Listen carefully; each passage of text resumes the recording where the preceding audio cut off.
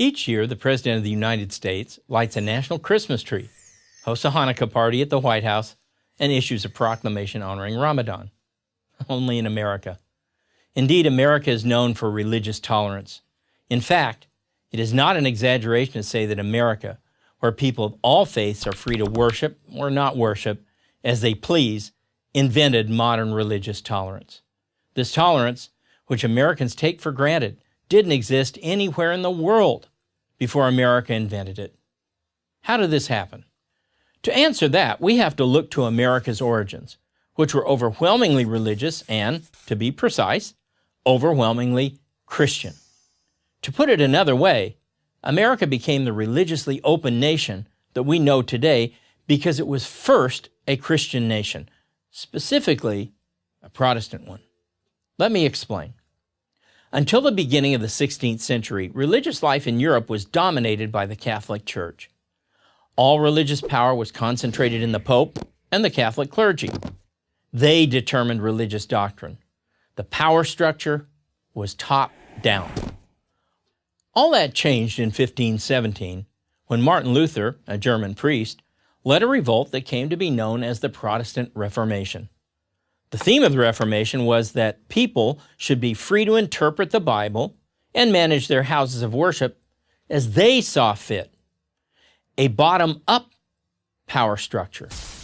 The most zealous of England's reformers were known as the Puritans, so called because they wanted to purify the Church of England. Some of these Puritans became so disenchanted, they decided they had no choice but to leave England. Only in the new world of America, untainted by European prejudices, could they practice their Protestant Christianity in its purest form. We know these hardy souls as pilgrims. The strength of their conviction can easily be measured by the incredible risks they took in crossing the North Atlantic on small wooden sailing ships, of which the Mayflower was only one. True to their religious background, these early settlers, and those that followed, were fiercely independent. Given that the Puritans believed that people should read and interpret Scripture for themselves, how could it be otherwise? Not surprisingly, it didn't take long before disputes broke out among the settlers regarding doctrine.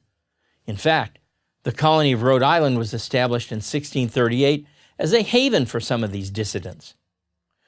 Throughout the 17th century, more colonists arrived, including Catholics and Jews, but their numbers remained small relative to the Protestant majority. All the way through American independence in 1776 and the Revolutionary War that followed, Protestants remained dominant. But with more settlers came more religious discord. The only thing that everyone could agree on was that religion, specifically Christianity, firmly rooted, it's important to note, in the Hebrew Scriptures, was central to the new nation's life. When the colonies became states and wrote their state constitutions, they were noticeably Christian in their language and tone. But beyond that, there was little uniformity. Some states granted privileges to specific religions, while others expressed religious freedom for everyone. Delaware required an oath of office that professed faith in God and Jesus Christ. North Carolina prohibited any atheist or one who denied, quote, the truth of the Protestant religion, unquote, to hold office. A handful of states required office holders to be Christians. Some others required public officials to simply state they believed in God. On the other hand, 5 states prohibited clergy from holding office.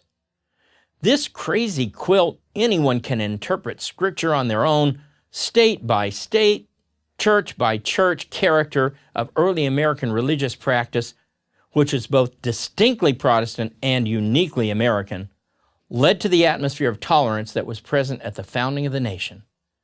Indeed, it's enshrined in the First Amendment to the U.S. Constitution. Congress shall make no law respecting an establishment of religion or prohibiting the free exercise thereof. Given America's English and European roots, places where governments officially sanction one religion, this was a singular advance in human freedom. So, when the President of the United States lights a national Christmas tree, hosts a Hanukkah party at the White House, and issues a proclamation honoring Ramadan, we should thank those headstrong Puritans. I'm Larry Swikart of the University of Dayton, for Prager University. Join Prager University. Click here to subscribe to our YouTube channel. Click here to sign up for free at PragerU.com for quizzes, contests, and prizes.